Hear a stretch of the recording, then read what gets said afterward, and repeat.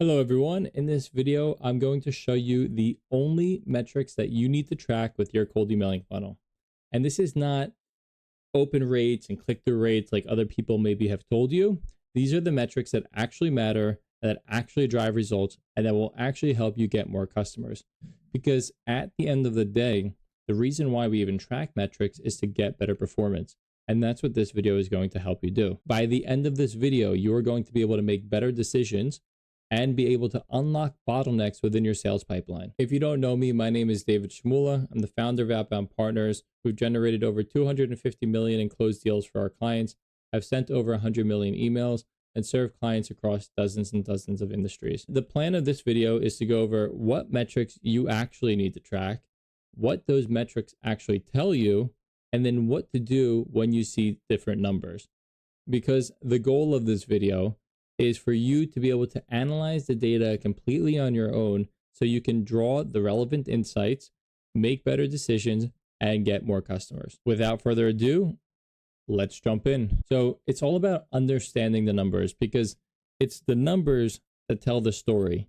And the stories that we hear are the insights that we need to make good decisions. And when we can make good decisions, we can unlock tons of growth potential. Let's jump in some background. So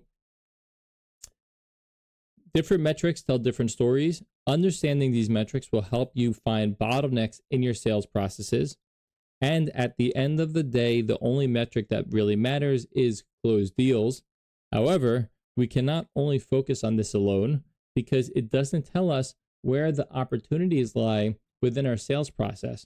And the goal here is to increase conversions, but in order to increase conversions, we have to unlock the bottleneck. And that's what the data is going to tell us. They're going to tell us where the bottlenecks are, where we need to focus our attention, and what we need to do in order to fix it. So below, I share what you should track, why you should track it, and how you can use these insights to improve conversions. Here are the metrics that matter. So first and foremost, we have reply rates. And reply rates are the percentage of people who respond to your campaign. This is one of the best indicators as to whether or not your messages are being delivered. Because if your reply rates are ridiculously low, like 0.1, 0.2, 0.5%, it's telling us that we have a deliverability problem. And I'll get more into that in a moment. We really want our reply rates to be 3% plus. The next metric that actually matters is positive reply rates. Positive reply rates is the number of positive replies relative to the number of replies that we received. So if we received 10 replies and 5 of them were positive, that would be a 50% positive reply rate. This lets us know the relevance of our offer to the people we are sharing it with. The next metric that really matters is the book meeting rate. And the book meeting rate is the number of meetings that you book from the positive replies that you received. So if you received 10 positive replies and 5 people booked, that's a 50% booked meeting rate. This is a really valuable metric, and I'll explain later on how you can draw insights from this number. We want the book meeting rate to be above 70%. The next metric that matters is the meeting show rates. And this is the number of people who actually show up to the meeting. This is the number of people who show up relative to the number of people who book. And we want this number to be above 80%. The next important metric is the offer rate. And the offer rate is the percentage of people that we actually make offers to.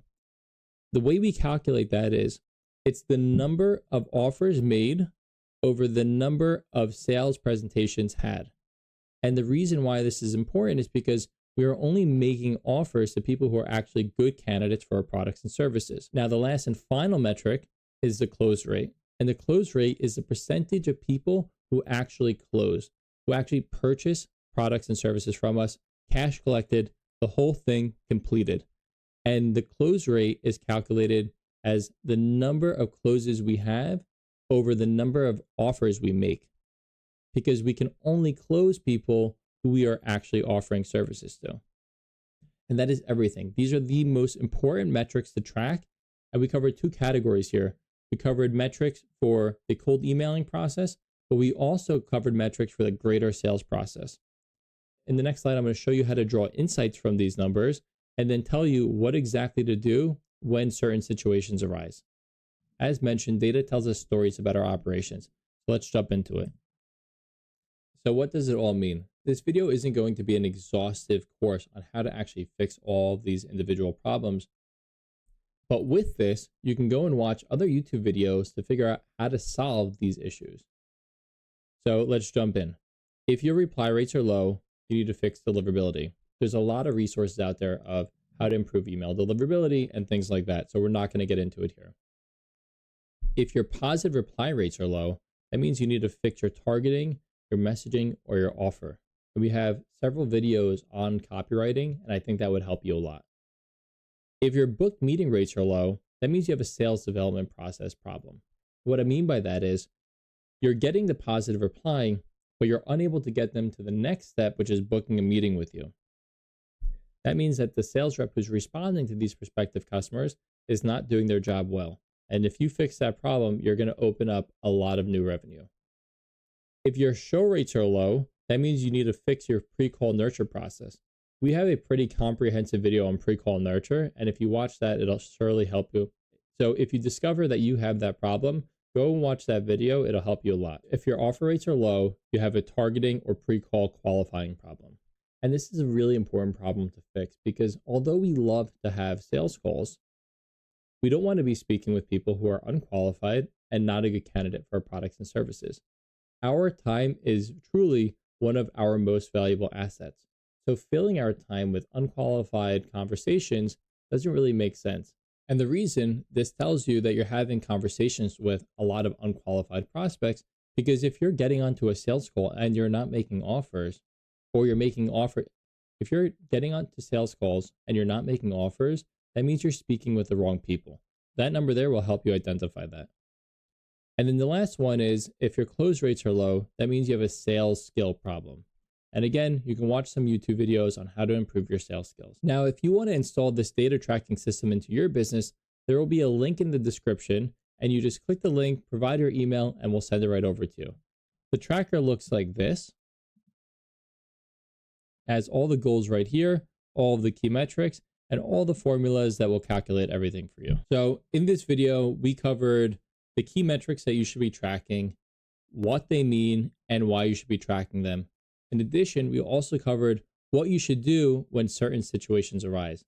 I promise you, if you go and start tracking these numbers and find these bottlenecks, you will unlock massive growth opportunity within your business because these bottlenecks are what hold most companies back. Tracking data is so effective in finding these bottlenecks. Whenever we uncover bottlenecks, we're essentially uncovering massive growth opportunity.